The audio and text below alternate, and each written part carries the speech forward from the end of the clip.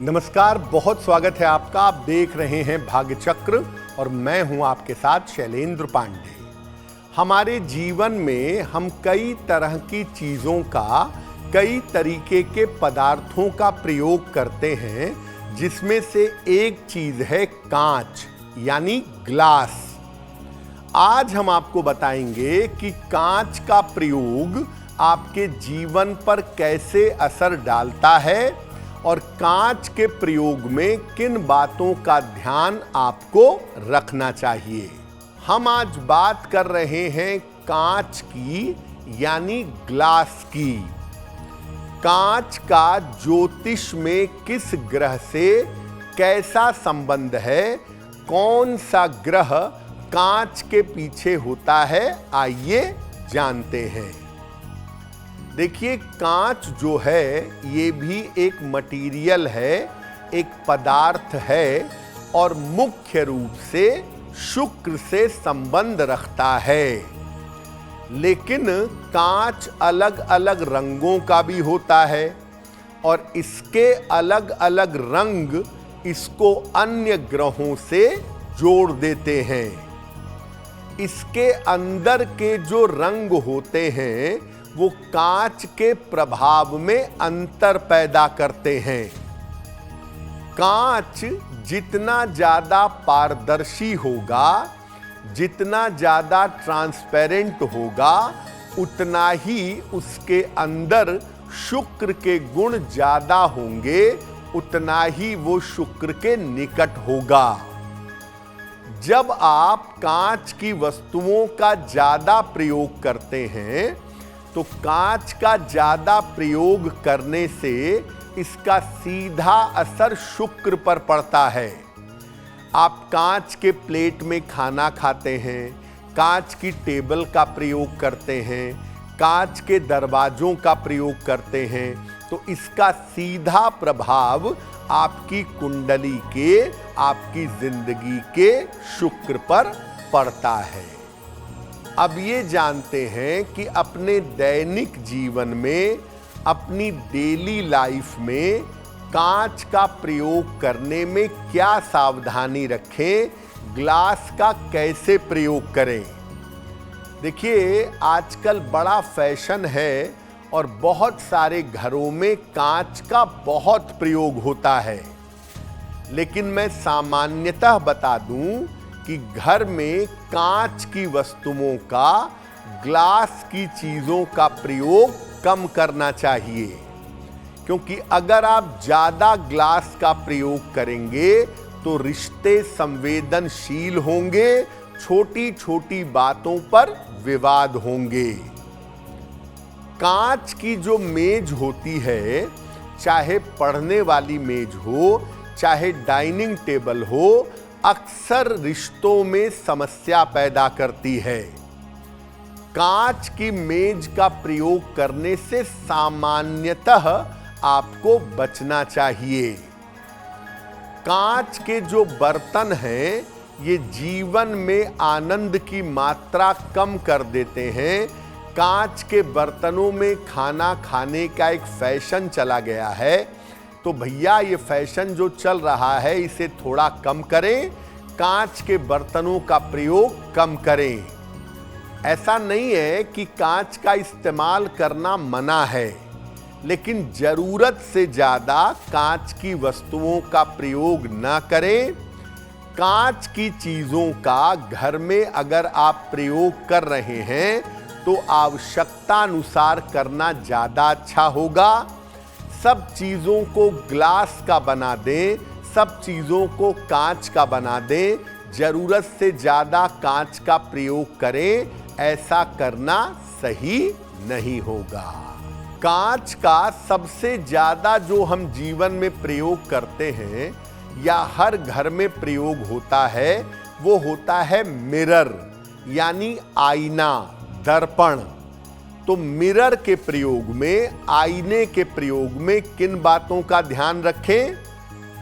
देखिए, जो आईना है, जो दर्पण है, मिरर है, ये जीवन की हर चीज को दुगना कर देता है।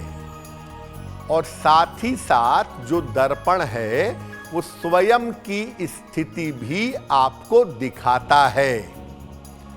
घर में आईने के प्रयोग में हमेशा सावधानी रखनी चाहिए।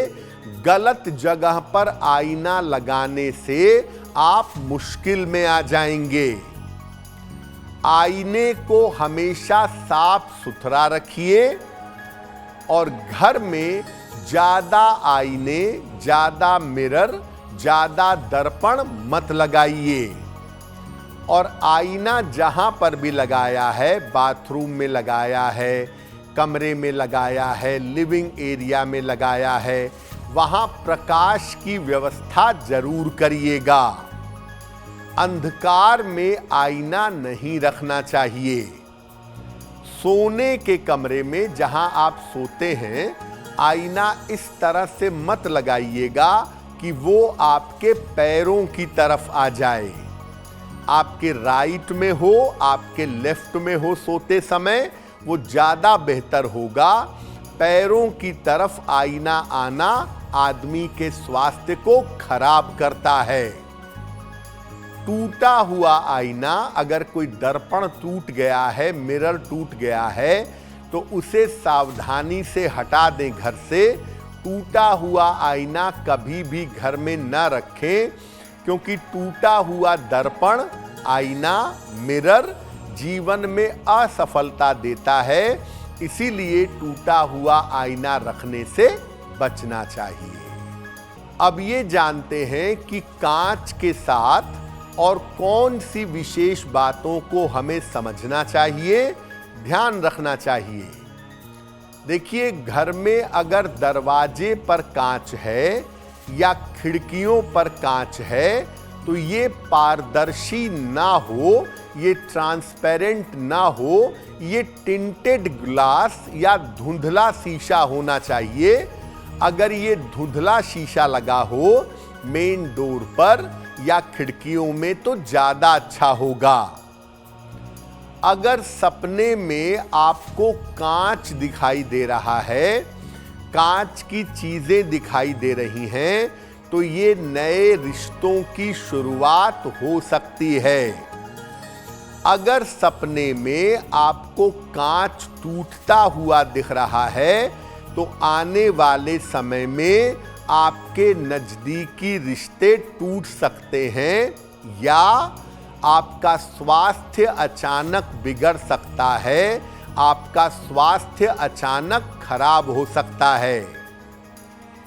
जहां तक संभव हो, कांच की चीजें उपहार में नहीं देनी चाहिए। कांच के बर्तन, कांच के दर्पण, कांच का शोपीस, ये उपहार में देना अच्छा नहीं होता, क्योंकि ऐसी स्थिति में रिश्तों के टूटने की संभावना बन जाती है। अब वक्त हो गया है ऐसा क्यों जानने का। ऐसा क्यों में हम आपके मन की और आपके जीवन की जुड़ी हुई जिज्ञासाओं का सरल समाधान करने का प्रयास करते हैं।